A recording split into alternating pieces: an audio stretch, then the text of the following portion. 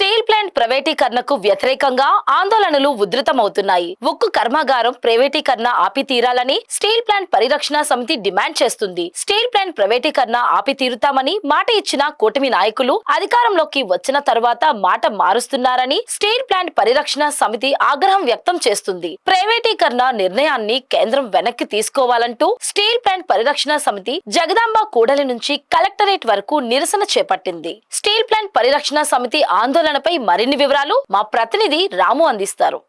కూటమి ప్రభుత్వం చాప కింద నీళ్ళ స్టీల్ ప్లాంట్ ప్రైవేటీకరణ చేయాలని చూస్తున్నట్టు కూడా విశాఖలోని స్టీల్ ప్లాంట్ పరిరక్షణ సమితి సభ్యులు మరోవైపు ప్రజా సంఘాలు కూడా ఆందోళన వ్యక్తం చేస్తున్నాయి. ఇక్కడ నుంచి విశాఖ జగదాంబ జంక్షన్ నుంచి కలెక్టరేట్ వరకు కూడా ఆందోళన నిర్వహిస్తున్నారు. మరోవైపు చూస్తే ఎటుపై కూటమి ప్రభుత్వం గతంలో ప్రైవేటీకరణ కాకుండా ఆపుతామని చెప్పి హామీ ఇచ్చింది. కానీ చాప కింద నీళ్ళ మెల్లమెల్లగా కూడా వీళ్ళు ప్రైవేటీకరణ వైపు అడుగులేస్తున్నారంటూ కూడా స్టీల్ ప్లాంట్ పరిరక్షణ సమితి కూడా ఆగ్రహం వ్యక్తం చేస్తుంది. ఇక్కడ కొంతమంది మనతో పాటు స్టీల్ ప్లాంట్ పరిరక్షణ సమితి సభ్యులు ఉన్నారు. సార్, ఈరోజు మీరు వాళ్ళు కూటమి ప్రభుత్వం అసలు ప్రైవేటీకరణ చేయట్లేదు, ఇదంతా తప్పుడు ప్రచారం అంటున్నారు. మీరేమో చాప కింద ఇలా చేస్తుందని మీరు అంటున్నారు. అసలు ఏం జరుగుతుంది సార్? ఇది ఏదైతే కేబినెట్ నిర్ణయం చేసిందో 2021 జనవరి 23వ తారీఖున అది ఉపసంహరించుకోకుండా మేము ఇది ప్రైవేటీకరణ అవుతుంది అనేది ప్రైవేటీకరణ ఆపేసామని చెప్పేసి ఈ కూటమి ప్రభుత్వం నాయకులు ఎంపీలు చెప్తున్నారు. అది అవాస్తవం. ఎందుకంటే ఇవాళ కేంద్రం ఏదైతే నిర్ణయించిందో విశాఖపట్నం స్టీల్ ప్లాంట్లో 9,000 మంది కార్మికుల్ని కాంట్రాక్ట్ కార్మికులందరినీ తగ్గించాలని చెప్పేసి మొత్తం భూములన్నింటినీ కూడా 9,000 ఎకరాల భూములు అమ్మాలి, లీజుకి ఇచ్చేయాలని చెప్పేసి ఆ కుట్రలో భాగమే విశాఖపట్నం స్టీల్ ప్లాంట్ని కారు చౌకగా ఇవ్వడానికి ప్యాకేజ్ పేరు మీద విశాఖపట్నం స్టీల్ ప్లాంట్ని తీవ్రమైన నష్టం చేస్తున్నారు. ఇవాళ 32 డిపార్ట్మెంట్లని పూర్తిగా దీన్ని ప్రైవేటీకరణ యూఐ ఇచ్చి మొత్తం తెలుగు కాంట్రాక్ట్ కార్మికులందరినీ కూడా తొలగిస్తున్నారు. తెలుగు కాంట్రాక్టులందరినీ కూడా తొలగించి ఇవాళ ఆంధ్రులకి అన్యాయం జరుగుతుంది. ఇవాళ విశాఖపట్నం అనేది స్టీల్ ప్లాంట్ ఇవాళ కూటమి ప్రభుత్వం చెప్తున్నారు మేము ప్యాకేజ్ ఇచ్చామన్నారు. ఇవాళ పూర్తి స్థాయి ఉత్పత్తి ఈరోజు వస్తుంది. వచ్చినా సరే కార్మికులకి జీతాలు ఇవ్వకపోయి కాంట్రాక్ట్ కార్మికులకి చట్ట ప్రకారంగా ఇవ్వాల్సిన జీతాలు కూడా ఇవ్వకుండాను తొలగిస్తున్నారనమాట. ఇది ప్రైవేటీకరణలో భాగమే అని చెప్పేసి మేము ఈ కేంద్ర ప్రభుత్వానికి ఎన్డీఏ కూటమి చెప్తున్నాం. మీరు ఏదైతే ఎన్నికల ముందు చెప్పారో ఈ ప్లాంట్ని శైలిలో విలీనం చేస్తాము, గనులు ఇస్తాము, దీన్ని పూర్తి స్థాయిలోని నిర్వాసులందరికీ కూడా ఉపాధి కల్పిస్తామని చెప్పేసి ఉన్న కార్మికులను తొలగించి బయట రాష్ట్రాల నుంచి తీసుకొస్తున్నారు.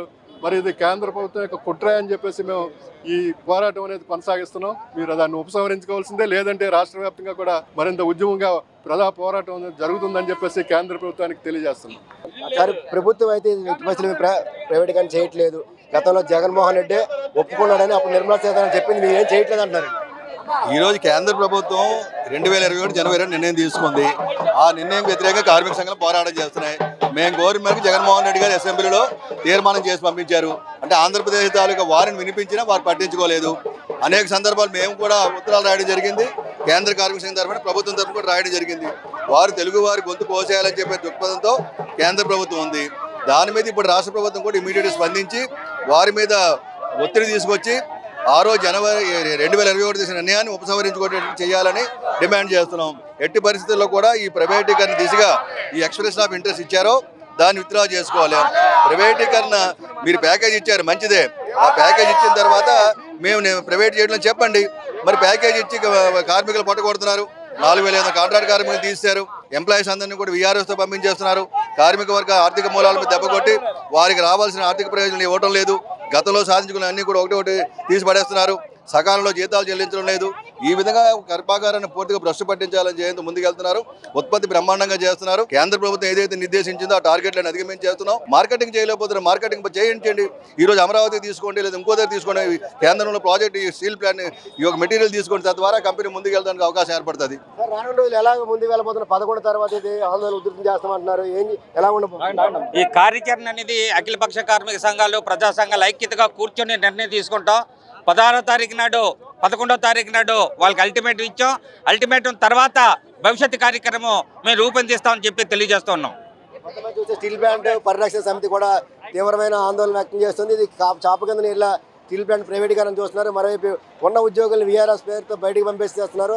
ఇతర రాష్ట్రాలను తీసుకొచ్చి ఎంప్లాయీని కూడా ఇక్కడ జాయిన్ చేసుకుంటున్నారు. కాంట్రాక్ట్ కార్మికులు కూడా తొలగిస్తున్నారు. మరోవైపు మెల్లమెల్లగా కూడా డిపార్ట్మెంట్ అన్నింటినీ కూడా మెల్లమెల్లగా కూడా మొత్తం అందరినీ కూడా ఇక్కడ నుంచి డిపార్ట్మెంట్ అనేది కూడా ప్రైవేటీకరణ వైపు కూడా తీసుకెళ్తున్నారంటూ కూడా మొత్తం స్టీల్ ప్లాంట్ పరిరక్షణ సమితి ప్రజా సంఘాలన్నీ ఆగ్రహం వ్యక్తం చేసిన. ఇటు పరిస్థితుల్లో కూడా ప్రభుత్వం ఏదైతే గతంలో జీవో తీసుకొచ్చిందో ప్రైవేటీకరణకు అనుగుణంగా దాన్ని వెనక్కి తీసుకోవాలి. లేని పక్షంలో 11వ తేదీ తర్వాత దీన్ని తీవ్రతరం చేస్తామంటూ కూడా స్టీల్ ప్లాంట్ పరిరక్షణ సమితి, మరోవైపు ప్రజా సంఘాలన్నీ కూడా హెచ్చరిస్తున్నాయి. వీడియో జర్నలిస్ట్ ప్రేమ్తో Ramu, BBC on TV, Visakhapatnam.